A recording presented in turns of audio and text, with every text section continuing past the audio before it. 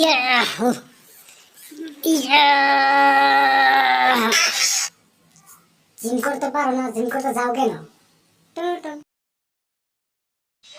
আমার সময়টা কোনো কাজই করতে পারে না, এমনকি জিম করতেও পারে না।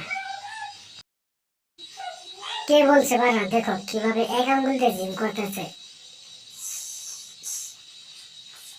সো সুইট, অনেক সুন্দর লাগছে।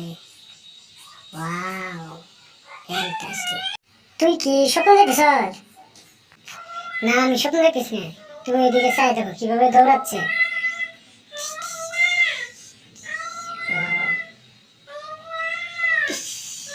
এরকম ছেলে কেন কবলে যেত? তুই সত্যি একটা মাথা খারাপ।